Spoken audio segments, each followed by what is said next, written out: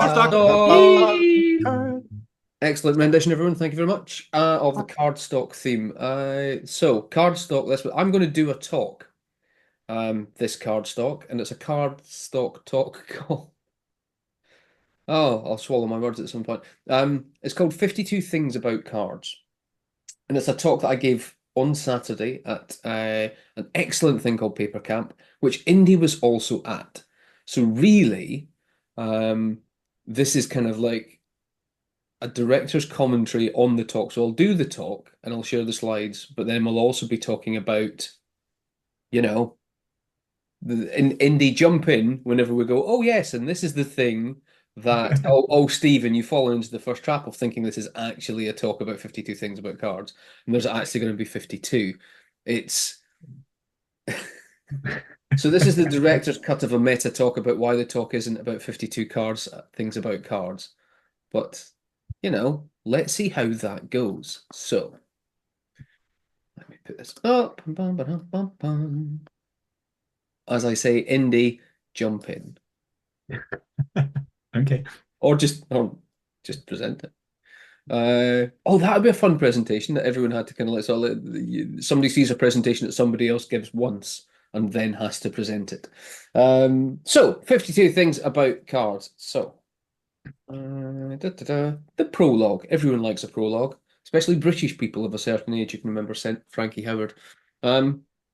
On the 26th of June 2024, I sent Alex an email about this talk that I was doing for Papercamp, where I said, oh, it'll be something to do like 52 things about cards. I said to Alex, because I have lots of random facts about cards, which is true, I might make a deck of cards and then deal them out randomly and let the talk become emergent, which on the surface of it, if you're just a casual passerby in the world of cards, sounds like a fun idea. The total possible number of talks you can get from a randomly assigned set of 52 cards is, it's a very, very big number. And if you think that's a big number, then you've got to see all the other zeros that you've got to put onto it in order to get to the really, really big number that it actually is. 8 times 10 to the power 67.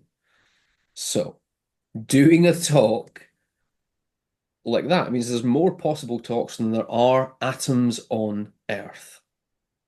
How many of those talks do we think might actually be good? And we've seen this movie before. If you're lucky, just one. But even the chances of stumbling across that one good talk from randomly dealing out 52 facts about cards felt slight. Also, just the general rehearsal that you'd have to put into it to be prepared to be surprised by whichever fact came up next. So the next thing I started thinking, having thought through this email that I'd sent to Alex, I thought, oh, maybe I could just do one of my favorite things you can do with cards and cheat.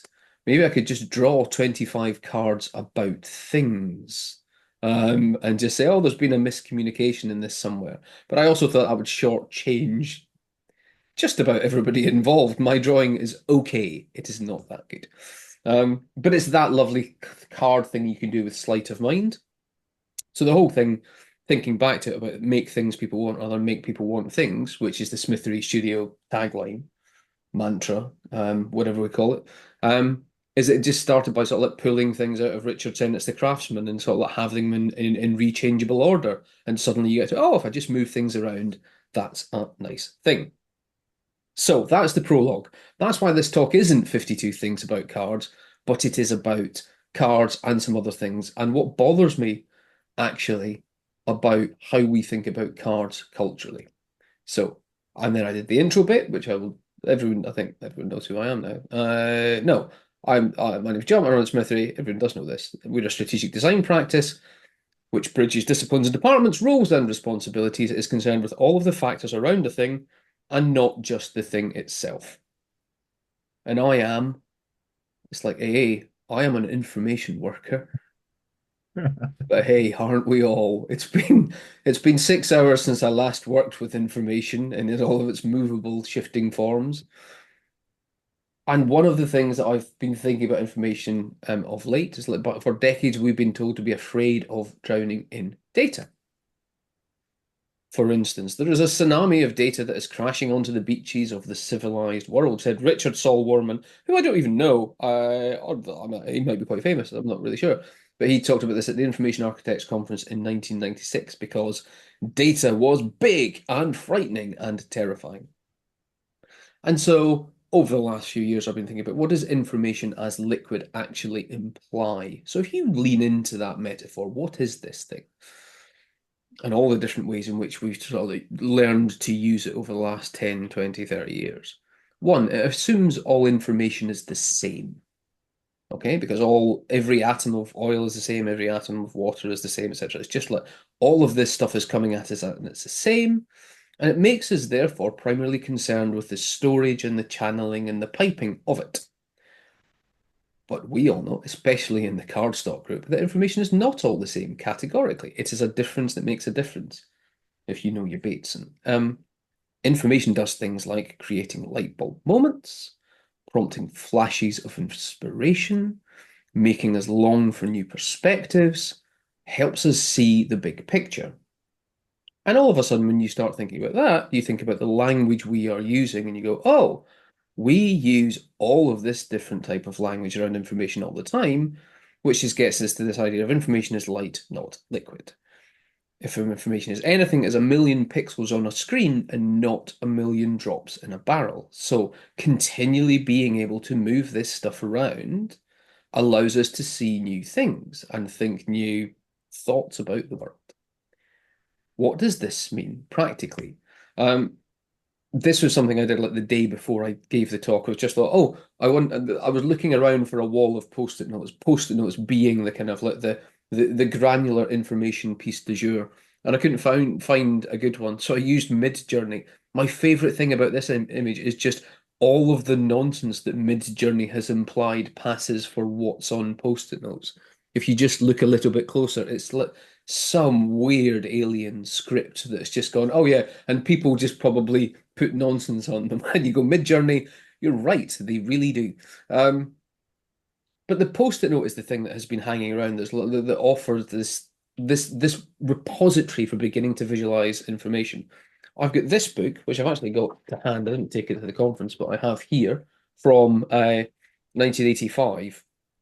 And it's got an article in it written by Art Fry, one of the co-inventors of the post-it note, talking about what it was and why they'd invented it. This story, of course, is like Spencer Silver makes terrible glue. Art Fry needs hymn book markers, and suddenly goes, "Oh, I could use Spencer's terrible glue," and all of a sudden you have post-it notes. The primary application for Silver's adhesive was not to put on fixed surfaces like bulletin boards. We saw the primary application concerned with paper to paper. Because they are existing in a land before meaningfully a rollout of computers is happening at any sort of scale, it's like the big pieces of information that are going around offices are documents, slide decks, and whatever else. So we want to attach little temporary pieces of information to those bigger pieces of information. It's for sticking, it's not for moving. It's for going, oh, we can affix it to this. That stuff drops into computers somewhere else. And suddenly these things are just lying around. Everyone has them to hand, but they're no longer using them for the things that you might keep using them for. And this is a very human thing. It's like we use the things that are lying in our offices, like be it home offices or big offices or things we can easily get from stationery shops and so on. This then emerges into the collision of this wall of information, this tsunami of information sweeping over companies. There's lots of interesting little things that you can sort of poke at and go, oh, you get David Straker's book, Rapid Problem Solving with Post-it Notes. You get all of the information architecture stuff going, oh, we can use these things to start piecing out this information into different places, which is by and large how I worked before Smithery. So Smithery started in 2011, and even back in like market research days, we were using post-it notes for things a little bit, but it was then once I got into research strategy and innovation, it was like, oh, this is the workshopping method. We get lots of people to have ideas and we can cluster move them, whatever else. when I started Smithery, the very first day of Smithery was I gave myself the day off because I thought now I can just have random days off whenever I like. So day one, I'm going to have off. Day two, I travelled up to Derbyshire and went to this thing called Laptops and Looms that Russell Davis and Toby Barnes had organised. And it was basically just like, what if we get 30 odd interesting people who like making as well as internet into a room and explore what that might mean? It's the title of the conference comes from a rejection of something that technology journalist Mike Butcher of TechCrunch UK had said at the time. He'd written, it is 2011. We want laptops, not looms. And Toby and Russell's response was, yeah, but we could have laptops and looms. It's not a binary, it's not exclusive. So they gathered lots of people. And I left this conference going, okay, given what I do and given what I'm trying to do with Smithery, what is it that I want people to actually do? So when I'm giving them post-it notes, what do they do? What do I want them to do? And how might that change? So I wanted people to take more care. Well, I've never been one of the people that really believes that sort of like, oh, just give me everything that's in your head. Give me 50 ideas on a pile of things. It's like, no, no, but you can self-edit. You know where the good stuff is. Let's finesse a little before that. I wanted people to draw something. So I wanted people to really sort of like, if they drew already, great. But if they hadn't drawn for a while, it's just a really different way of getting people to express something. And I was conscious that people didn't tend to draw very good things on post-it notes. If I gave them something better, that might help. And basically, once they'd finished a thing, I wanted them to value it, to feel like they had made something of worth. It made something of worth. And so I started playing around with cards and pens, Sharpies back then. So the first prototype, and it's barely a prototype because I didn't really make anything. What I did was I bought the 1,000 blank playing cards because I found them on Amazon, and then bought 100 blank Moo boxes. Was it 100? No, it was less.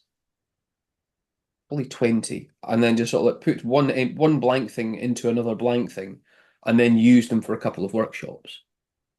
And what was really interesting there was people. In fact, I can go into a longer version of this. So that I thought people were just going to draw. I thought people were just going to sort of like draw things, note things, and then we could cluster and rearrange like we did normally with post-it notes. But they started doing that without me asking them to do it. So it was almost like it was self-facilitating because I'd given them blank playing cards. Suddenly they were using playing cards in the way that they had been taught to use as a kid. In a way that sort of like, culturally, if you give somebody playing cards, they start going, oh, I know what this is, I know what to do. And that was the thing that made me go, oh, I hadn't really thought about that before. But the cardness of playing cards versus post-it notes gives you an interesting thing because it keeps information moving around and forming new clusters. Again, we use the things we have to hand, things you can buy on Amazon or the Moo website and just put together. The second prototype, I thought, okay, so this like, how do I make this feel even more like it's been designed to be a thing? So I made a stamp, which is just like a paper and ink stamp to stamp on the boxes. And then I got my friend Tim from Automatic to, I said, can you make, because the 1,000, I don't know if it's better now, but the 1,000 blank playing cards on Amazon that you get, it was really curious. It was like they'd used a slightly different cutter for every single one of the 1,000 cards. They just did, it was like, you couldn't mess up a print job that badly if you tried, and yet there was just something really unsatisfying. So I said to him, make me something that's like consistent in size, and then just put a little Smithery S on it as well. Stamp Moo boxes, customer uniform cards, and then did testing research. Basically, just mailed them to people and said, "Who wants some of these?" And then use them for a bit, and then I will come and we will make some cards together as part of the user research process and move things around and connect them. So that was really good because again, I started learning more about use cases about how different people would use these, where they supported different sorts of practices, what people didn't like them. So this thing up here is nice from Russell. Russell pointing out that the S is a mistake. He goes, no, don't do that because the S is a total mistake because I find myself having to explain it to people because they go, what does S mean? And you go, and so I go, okay, so what do I do instead of putting an S on? And that's where I started thinking about color. I just thought, well, I'll just make one side a color and the other side white. Basically, because it just needed to feel designed enough that it had a purpose. And even to this day, one of the funnest bits is if somebody's not seen them before, they'll pick up an artifact card and go, which side do I write on? Because one side is coloured and the other side is white, it feels like there is a purpose. And it feels like, so like this has been designed to make you do something in particular, and people go, oh well, I don't want to get this wrong. So that's quite fun. And then since then, I've just been iterating, doing lots of different things. They're all made in Axminster still. They ship from Axminster as well. That's Keith who makes them, who runs the Axminster printing company. Um, we launched a new box. You can't patent blank cards, of course. Why would you, etc. But you can, if you design a really nicely box, patent that. So I have a patent on a box. It's the only patent I've ever had. But it's just like it's a nice thing to have done to understand the process more than to have a patent and so on. But what I wanted was a box that you could put on a stationery shop shelf that didn't have to be wrapped in plastic. So there's no plastic in any of the artifact card stuff because it's all made of card. But obviously, you walk into stationery shops and things are wrapped in plastic. You go, oh no, this will fall apart unless it's like perfectly sealed and stuff. So there's various little notches and stuff that help that process. And we use them all the time. So we also do. You guys have seen lots of the regenerative design field kits in various different places, and we mix them up with that. Other people do delightful things about them. So Marcus spent a lot of time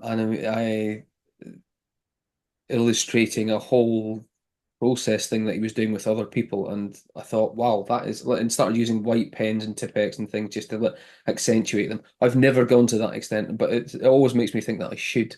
So I love seeing other people's things. And then on the day, Tom Abba, who was there, um, had he'd only come up because he'd swapped in for George Walkley's ticket, I think. And then he was like, "Oh yeah, I've got your cards in my box in the bag." So I sort of like took a picture of the cards that he was carrying in order to kind of like, to show at the conference because that's a nice thing. So I've always lived in the kind of like the smithery metaphor of the blacksmith makes his own tools, from Daniel Dennett's Intuition Pumps. Just because it's sort of like, and that comes from the fact that sort of the blacksmith makes the knives for the butcher and the scissors for the barber, and the whole village is waiting for the blacksmith to make the tools. But the blacksmith has to make their own tools. They have to make an anvil and they have to make the hammer and so on. So you have to start from scratch. How are you making the thing that gets people to do the thing that you actually want them to do, and not just using the things that are around, etc., etc. Two things after this. Let me have a drink. Hmm. Indy, any thoughts so far? Have I missed anything? No, I don't think you missed anything. I do wonder, I still want you to do an immersion talk one day. Because Okay, well, right, okay, we'll get to that. Once I've finished, we can talk about how that might work. Maybe that's a good thing to jump into. When people say, "Oh, you make cards," they go, "Oh, like Brian Eno," and you go, "No, not like fucking Brian Eno," because it's like most people's first thought of a card that's not a playing card is Brian Eno's Oblique Strategies, which and lots of people here will own Brian Eno's Oblique Strategies, but everyone will know about it. But I find them super context dependent. It's like sort of like, yes, if I was a music producer with a band in a studio, getting them to disrupt their own creative process, these would be super useful. But I'm not, and so therefore you have to do quite a lot of work to stretch yourself into finding other places to use them. The form is great. The purpose it's designed for is brilliant. But I just don't find them as kind of like as widely applicable as others claim them to be. But then you say, no, no, no, not things with things written on, but things for writing or drawing on. And then people go, oh, like Nabokov, because everyone knows the other card story, which is Vladimir Nabokov standing at his lectern, writing books on index cards, and then just shuffling the order and moving things around. Which, and I'll come back to that in a minute. But it's like, no, no, no, smaller with just information, just enough information on, just enough, don't have whole paragraphs. Don't make them so big that you can get infinite amounts of stuff on them, just enough information. And then my mum said, "Oh, like flashcards." My mum's a retired primary school teacher, and you go, "Yeah, pretty much. They're just like the school flashcards, aren't they?" It's the and having that relationship with them actually helps people go, "Oh yeah, yeah. So this is fine. This is not a sort of like a new and different and dangerous thing, etc." So like this is something that is very good for doing small pieces of information, stack them, turn them, reveal them, and so on. We used to do this piece of research. Which we gave up because there was far too many, but from Kickstarter. So we used to sort of look at all of the successfully funded packs of cards on Kickstarter and work out what they were. So the last time we did it, and I think this was like 2018, there was 2,337 successfully funded packs of cards. 20% of them were not games. They were ideas. So like the cards for mindfulness thing there. It was using the vehicle, using the mechanics of cards to do something else rather than just play games. So if content is what's on the cards, the mechanics that they are cards, and this speaks to a lot of the design patterns that Stephen's been taking us through in Cardstock for months now. It's that, right? It's the mechanics that sort of like this is the thing that will move information around to seek new forms and find new patterns and really help you see the world differently. So off they go. They're out there in the wild. You see lots of people using them. By about 2014 in this process, I have a decent grasp of what this is. So the first thing is that it's a physical thing. So you hand people a deck of cards and they do all of these natural things which lets information move around. Shuffle, deal, turn, order, stack, spread, and on. But then there's also these other things which are perhaps sort of less in the physical side and more about reflecting what's going on inside our mind. First of all, you've got this idea of the extended mind. The sort of like the brain has a working memory limit of maybe like 4 to 7 items at once. But having cards and ideas help you externalize those and put them into notes in other places to overcome this limitation. So suddenly your brain is out there on the table. Okay. And just because you're not holding these 4 or 7 things there consciously, they can still be on the table and they're still there in your peripheral vision. So suddenly you're kind of like you're supercharging your ability to work with more information than you would normally. This is weird. This is now a picture of my office in a presentation that I'm doing in my office, and this fucking Inception. But anyway, I run 2 desks where this is the digital desk where all the digital things happen, and that's the physical desk behind me where you put physical things so that it's sort of like it's separate, so you can move and push things around, so that it's a place for that extended mind idea to live. You can then do things like chunking and grouping. So the brain naturally organizes these things into chunks and categories to make it easier to process, remember, form connections. Physically, you start doing that on a table. And what's interesting here for me is that this is really helpful when you have a group of them doing it, because suddenly people agree what this cluster is and what it means, and they start adding new socialized meaning to it. Dan Cat talked about on the day a different talk, but he printed out on cards all of his different to-do lists that he got his little AI to do for him.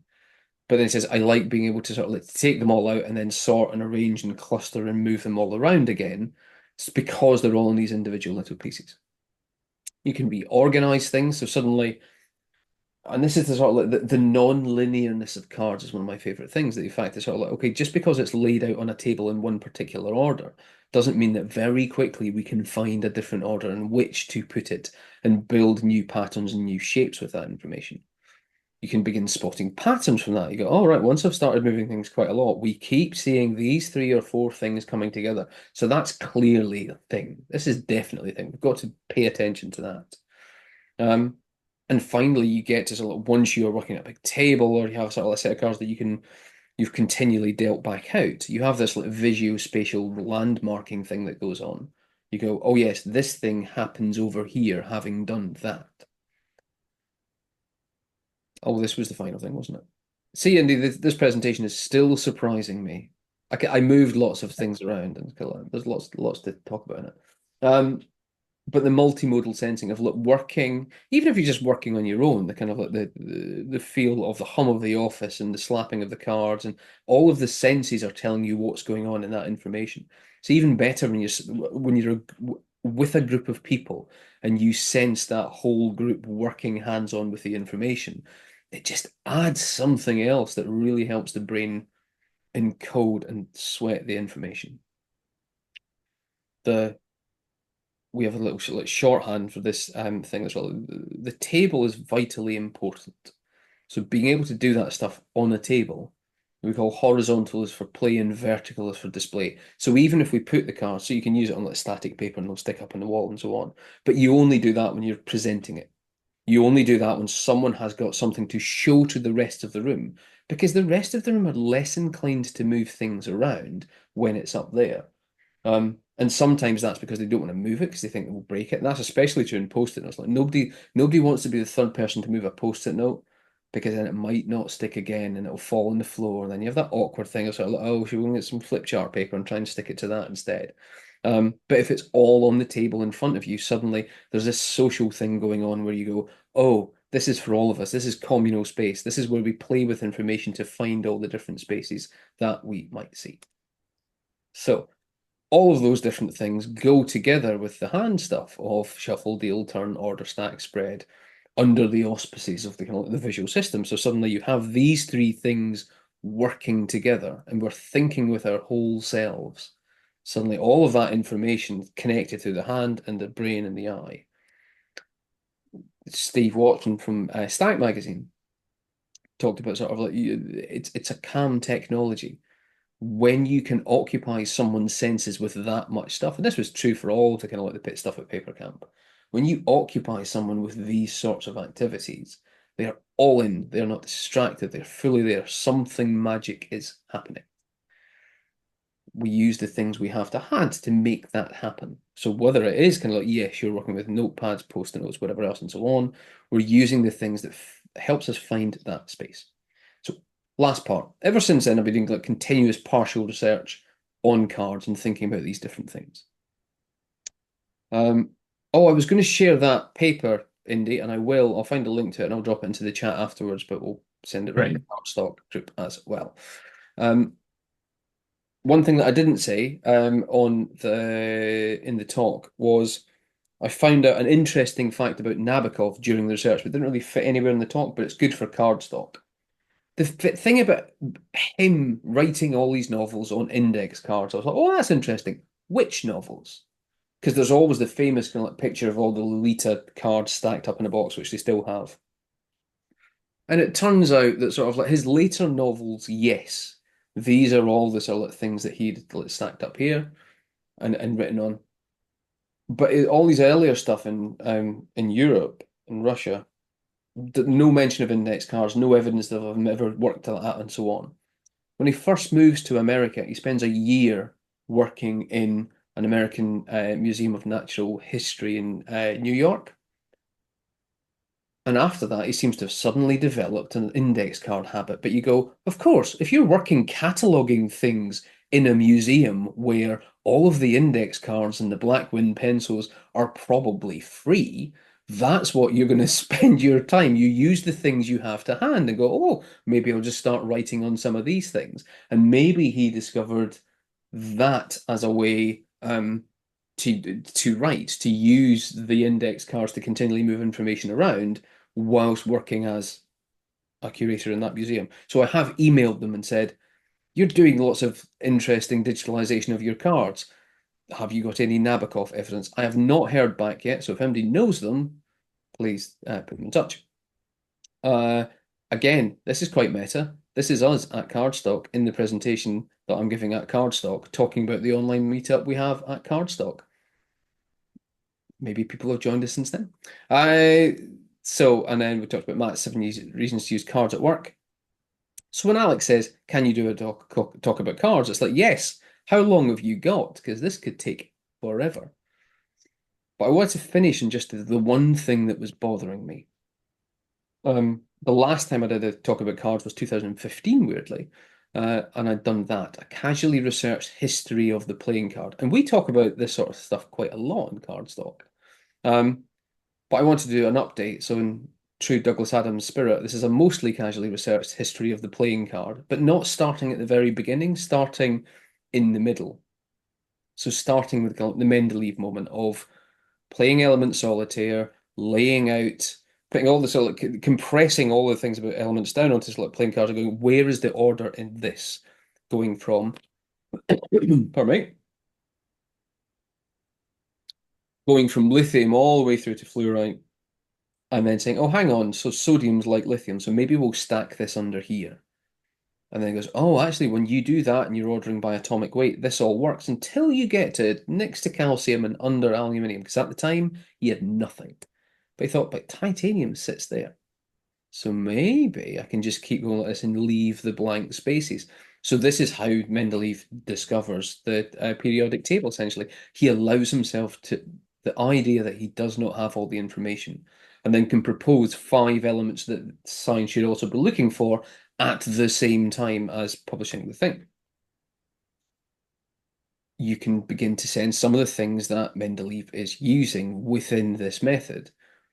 But of course, it's not a new method because it's how Linnaeus works when he's, arranging the order of his work for Systema Natura, and just working with index cards to work out where the spaces are, how you align things, where the gaps are. Again, working on these cards that he makes. All of Europe is basically inspired by playing cards. The book flood is something that's mentioned in a great book called Paper Machines, which I also have here. With the invention of spread and printing and movable type, the mass of books is often cast in a nautical metaphor, a sea of scholarship and a flood of books. As Steve said on the day, oh my word, there's so much to read. So this is kind of like a continual crisis of information, sort of like hitting people going, oh, there's way more than we can possibly deal with. So everyone develops new strategies to deal with this information overload, be it writing commonplace books where you just take the excerpts that matter to you. This is a whole talk all of itself. So basically the arc of studies, which turns into the art of accepting, started by Harrison, picked up by Leibniz and Placius, essentially going, no, what you need to do is cut up your books and then hang them on tiny metal hooks and put them in this special cupboard. And then you can go back to your special cupboard and then pull things out and rearrange them and go into them. There is another whole talk in this. But then Rosier does this really interesting thing at the Academy of Sciences in Paris, where he's asked to catalogue everything we've ever published. And essentially, he sits there and goes, okay, what we're going to do is we are going to make playing cards. And so he's sort of like, because he's influenced by playing cards, he says, we're going to just commission our own. So he commissions lots of blank cards to note down all of the things that have been published by the Academy of Sciences. Then the French Revolution happens, and we still have today things like this. So this is what the revolutionaries used to catalogue the seized books of the aristocracy. Just goes like, well, we'll just use playing cards. This seems like a good form to categorize all of these different things. We use the things we have to hand. Stephanie talked really well about sort of like the index card moving forward and where that led to as a different way of systemizing information. I was kind of still interested in where this came from. Where does this influence of playing cards in Europe come from? Because it's not invented there. So you have this went round on the Cardstock group a while back. And it was this conversation in the Society of Antiquaries, basically newsletter.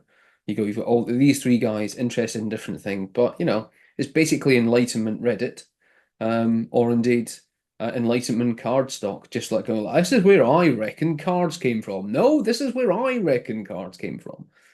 So you read through the dialogue, and I'm sure some of you had already, people going, they're German, they're French, they're Spanish. Edward the First brought them back from the Crusades. I've got a Chinese set.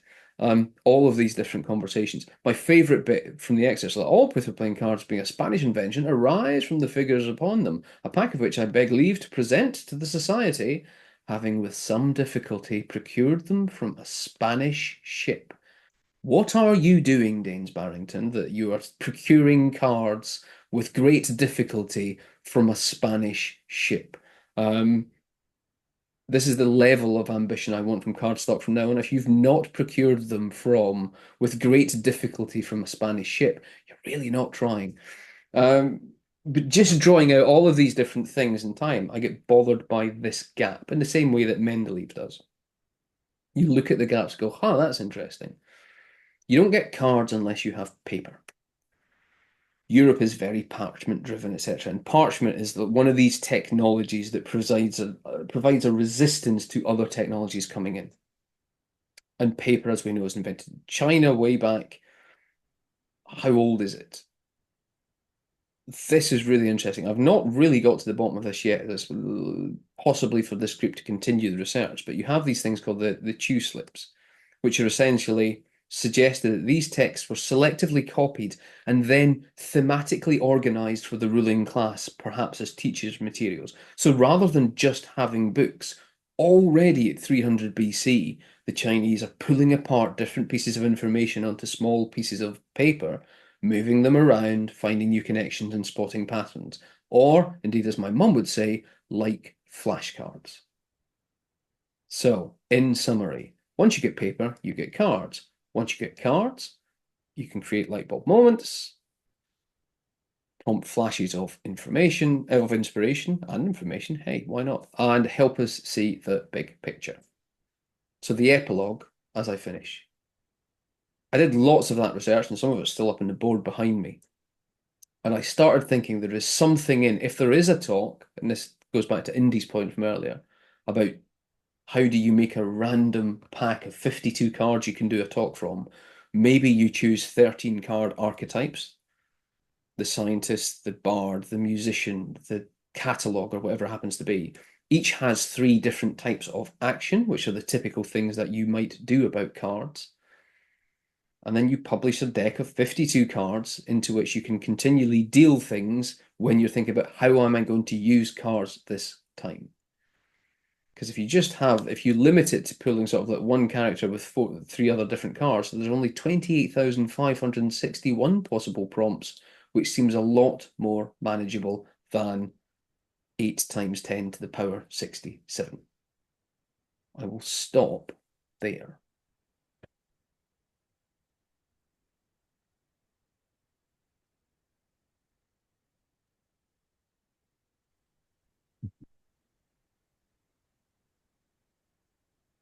What did I miss, Indy? Or anyone? Thoughts, additions, questions, complaints?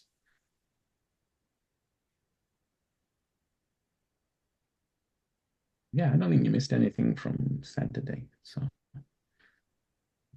let's see what Did you else. do an altar call at the end Oh, to what? convert people to the cardstock cult? I tried. Yeah. Come to cards.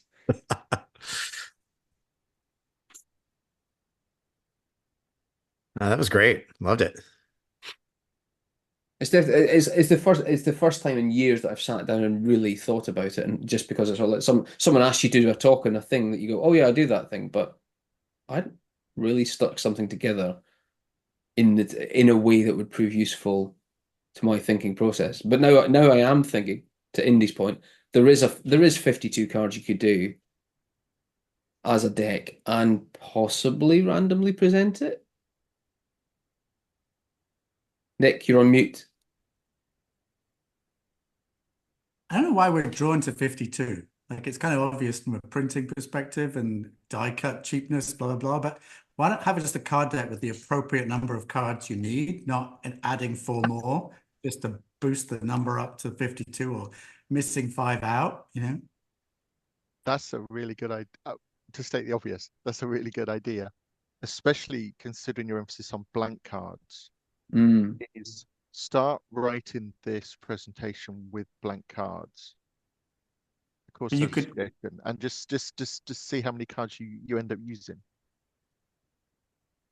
And I think that's, I mean, and I that's bet, possibly a talk in itself. Sorry, Nick, go ahead.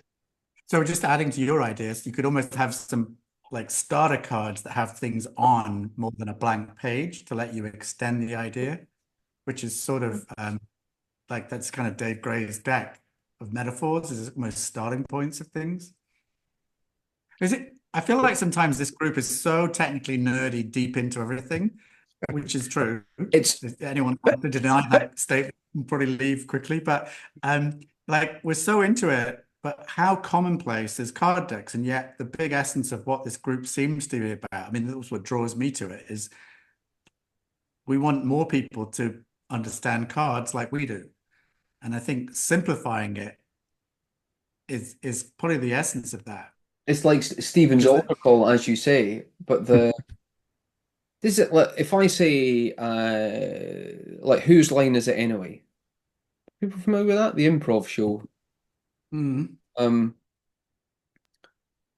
you've given me the idea of sort of like what would a cardstock presentation be where you start with you have the same 10 prompts and then you basically have sort of like four presenters and you kind of like you just shuffle the 10 prompts and the first one comes down and then everyone has to go "Right, this that you logically and then everyone then has to sort of like come oh well actually this and you build a kind of like emergent it's presentation not from the things that are on the cards but for the things that are in the presenters' heads. it's just like a pack of cards has suits and then we invent hundreds of games we can play with those same templates, right? Yeah. With the ace and jack and queen and the suits and the colors and how many games are that we play with those templates? And so there's a way of communicating how valuable card decks are to people so that we don't have to sound like some kind of nerdy moron. Because to me, this just strikes me as so mainstream. Yeah.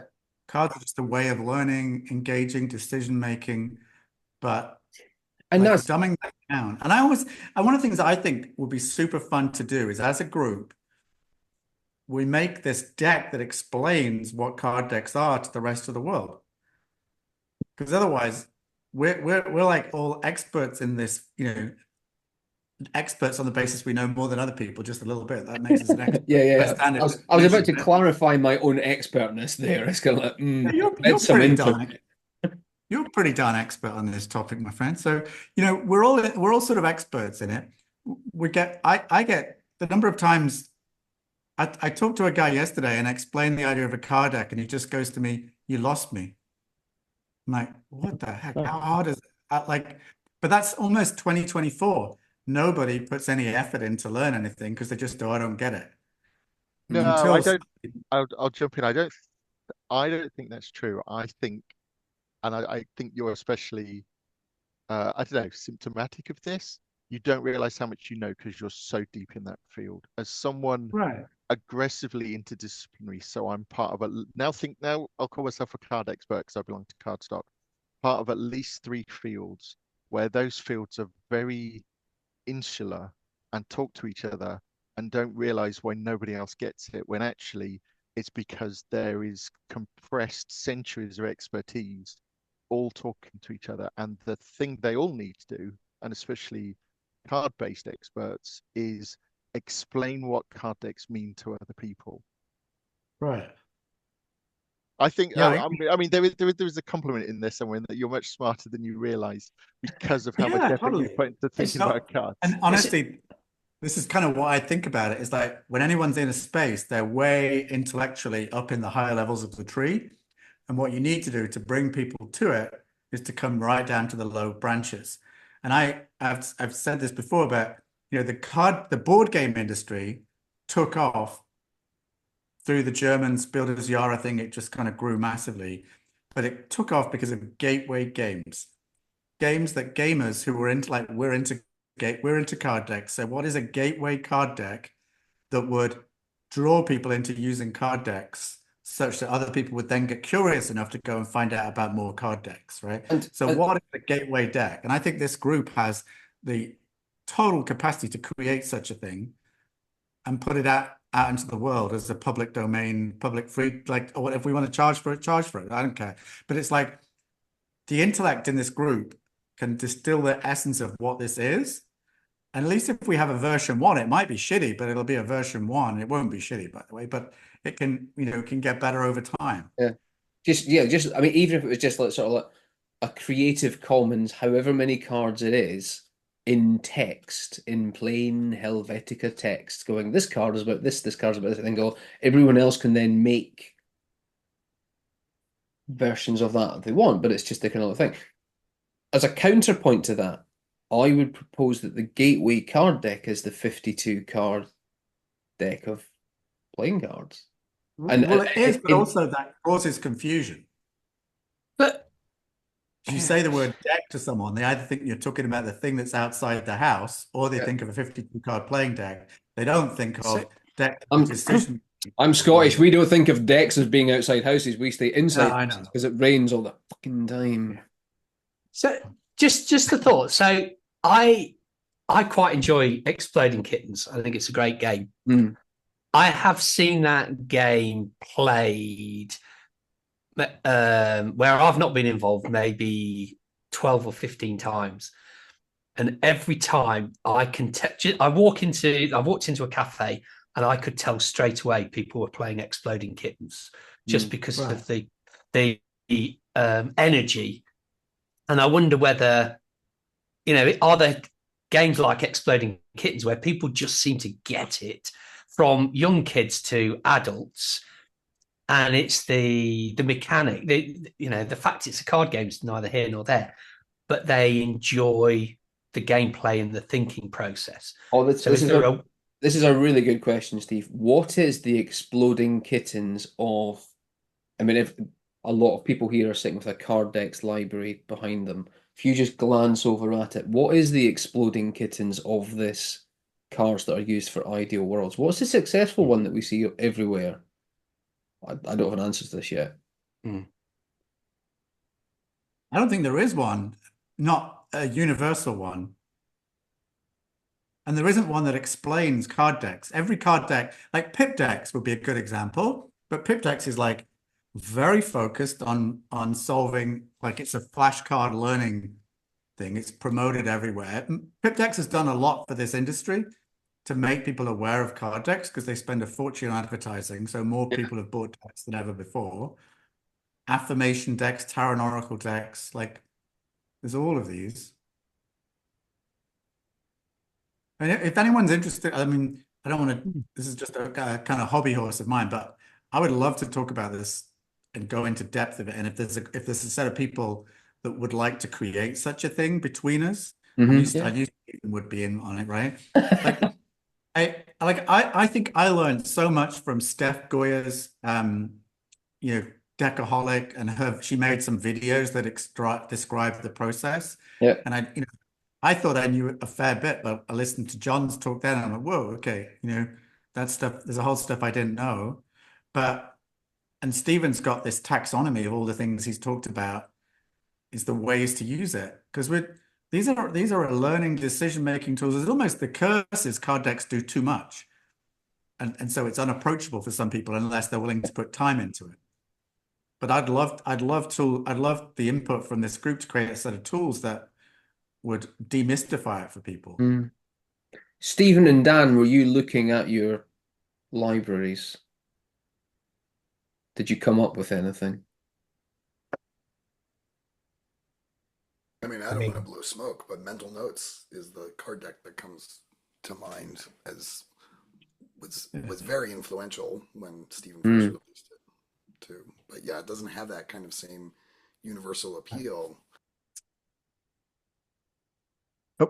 What Nick was talking about, it got me thinking about, I mean, I use card decks in my work, but I use card decks in my personal life. Like when you say gateway card deck, that really intrigues me as like, what can we do to sort of lower the barrier to, in a sense, to make it more meaningful in everyday life? Is it a thing to help people figure out what they're going to eat for dinner? Because that is a constant conversation. Oh yeah, right. So it's kind of like what's the dinner deck or the chore deck or the right Exploding Kittens, but for household chores. Exploding chores. That's pretty much how I do chores. It's like, I don't know. I found when I got into this space and I discovered all these people in the Tarot Oracle space who own 10, 20, 50, 100 decks. And I thought, oh, those are just strange people. And then I found this group and thought, people in the business domain own just as many decks. We're just as strange. We don't talk to the other group because unless we're actually a bit spiritual and there's a crossover. But we all collectively, between the two groups, use the cards in the same way. We just don't think of it as being the same, right? And I don't know, it's just fascinating to me that there are all these tools. If you understood them, people just, if you say to someone, there's a book for that, you trust them and you believe it, you actually would go to Amazon and look for a book. Most people, 90% of the population, do not think of going to look for a card deck, whereas this group would go and look for a card deck first because you know it's a funner, quicker, visual, engaging, short form version of whatever it is you're trying to look for, right? But it's part of the thing that a card deck works where you've got multiple people, much more than a solo thing. I don't know. I don't think so. You know? No. I suppose most of my things where I've seen cards work, it's that riffing off each other. The cards facilitate that. I hadn't thought about it as an individual. That's a really good point, Steve, because it's sort of like the Mendeleev story is obviously a very individual thing because it's just him sitting there with the Element Solitaires and going through a thing. Anyone know who Ryan Holiday is? No. Author of like 10 books, whatever. It's very successful. And he demonstrates, he's like how he wrote a book, and he shows this table with all his it's all his index cards. That's how he does all the research. He's the guy that brought Stoicism back to life, you know. So he's kind of a modern writer about Stoicism, but he uses card decks for all of that. Stoicism, bro, yeah. Totally. You know, he uses that stuff. Broicism. Broicism. I tell you one mainstream deck that's really done a good job is Stephen Bartlett, Diary of a CEO. He's made a deck which is just questions from his podcast. Oh, I have so many questions about Stephen Bartlett. Yeah, I know. Everyone does. Right? There's just anyway, I don't know whether I don't feel like I'm dominating the topic here, but I'm curious if anyone's interested. I would love to go deeper on that. And it may not just be one deck. One deck might be there might be too much of a pressure to find one deck, but just explain like decks for decision making or decks for something that decks for collaboration, decks for people don't know. Like I didn't know what a value sort was, a card sort was. Card sort is where you basically put things into piles and choose and get rid of these yes, no, maybe piles. That's a whole mechanic that I didn't understand, but that's one of multiple techniques, right? So here's the thing. As you were just unpacking that, the thing that makes the kind of like traditional playing cards work is that you can apply them to many things. There are many games you can play with a pack of cards. Yeah. All of the cards we've probably got in our card libraries are applied to one specific game and so on and so forth. Yeah. Right. What's the bridge thing where you go, actually, it's more because like tarot is something that you could have done with it originally with a kind of like a French deck or the Spanish deck or whatever else and so on, etc. But you go, what is the kind of like the general purpose, generally applicable pack you could make that would allow you to facilitate lots of different things? So almost like find a way of taking the specificity out of it, but only to the extent that you've still got something useful on the cards. Sorry for maybe bueno, giving yeah. Sorry for doing some thoughts that might already have been spoken about because I had due to a washing machine injury, I had emergency. I only came in like a quarter to the hour, so I missed most of it, which I really hate. Yeah, it is. I guess so far as I got what this session is about, there must be. Those cards must be able to be blended into something else. Yes. So currently, for example, I'm doing a card deck. These are just two of them. This is from to give a playful entry for teams into behavioral design. And at some point, it becomes there are way too many options to choose from, and then I switch to an AI that they can use. But this is to make it tangible, the decisions at the foundational decisions, and the cards are just bridging from something very abstract to they are reluctant to start with, or maybe having too many questions about it, and hiding the complexity and the framework behind it, so that you can literally, as we say in German, begreifen, which is to get it to with your hands. It's the same word. And so what should be the purpose of such a multi-purpose card deck? Or is it more on the side of the game mechanics that can be applied in different ways? So that's Or really is it interesting. an actual deck itself that can be used, which I like the idea, for different purposes, for example, say for different methods or different kinds of workshops or whatever. And then how to blend it in, because I think it works best with different, sorry, thoughts are just like the water from the washing machine, just flushing out. That they could be blended in different ways or in different settings for being able to support different kinds of purposes then. The same cards. Yeah, it's your separation there between the sort of like what's on the card and what's in the game mechanic is really important and interesting, because I think one of my favorite card sketches is from a UK show about called The League of Gentlemen, where they're teaching someone to play a card game, but they're not really, they're duping them, and they go, and one eye jacks are wild, but we'll get to those later.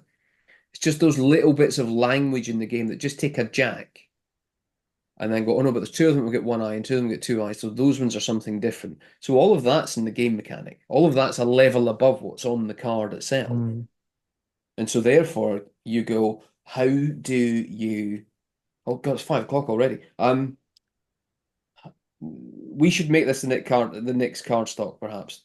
And maybe we can go away and think about a definition of this, of how to invite people in. But what's the least you can put on cards that still makes them useful in conceptual terms rather than numbers or hierarchy or ranking, or maybe there's some of that too, and maybe it is, Nick, maybe there's things we can learn from tarot as well.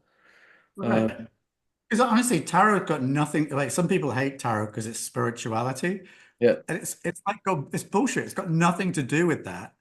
It's a randomization engine that presents something in front of you with a story, and you choose to pick up the bits you want. It's the same as the stuff we do that you do in an ideational creation strategy. Like it's funny, but it creates absolute revolt from some people, and it's completely nonsense. They've got attached to the wrong idea. Like human beings we're very boring, and we create and pick the same things again and again. And card decks, due to randomization, flip us out of that and let us combine things differently. But you need to explain, you know that, we all know that, but your average person who's not got into this yet doesn't. And that's like fascinating to me. Right. Maybe it's in the thing itself, actually, because we are using, or I guess so, using cards for serious purposes. But why not mix the play part of using cards with conveying the understanding or the message?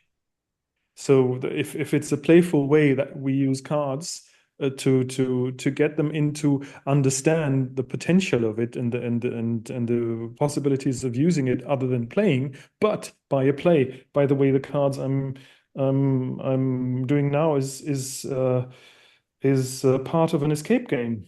You know, that's I just framed it the Lost Compass, because it's about getting out of the assumption trap of teams. And oh yeah, that's the Lost Compass. Oh yeah, that's okay. the beach edition, because there's a hay edition and a sand edition, depending on where the venue is. And so why not? How about making a game with cards that help to grow mindset-wise into how they can be used for, say, for example, for workshops. And one of the things one thing we could do in a card like that is an example of something. You could then say, and these are 3 examples of a card like that to guide people to card decks about, oh, flashcards. Well, here's blah, blah, blah, decision making, randomization, whatever they are, and here's 3 decks that demonstrate that really well, right? And also the other way around, if this is a card game you're used to, this is the mechanic, and this is other things that like it. These are things that are different. Yeah, totally. that would definitely work. See, also kind of mechanic from Amazon works brilliantly, right? Yeah. Obviously, like I don't know. Perhaps I'm a bit biased as a given deckable and stuff, right? So, but a digital card deck doesn't have to have 2 sides. So you could have 3 more sides to show the examples of different cards that demonstrate that feature, right?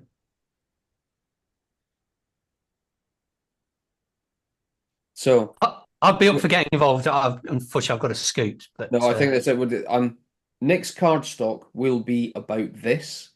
I think we start a little Google Doc or something and just work out the brief or the scope or the description, and then we'll send that round people. So maybe I'll just set something up now and screen grab who's up here. And I threw a mural in the spur of the moment if we want to brainstorm there or something. But Do. Oh, that's I threw it up. It's in the chat. So yeah. Oh, okay. Yeah.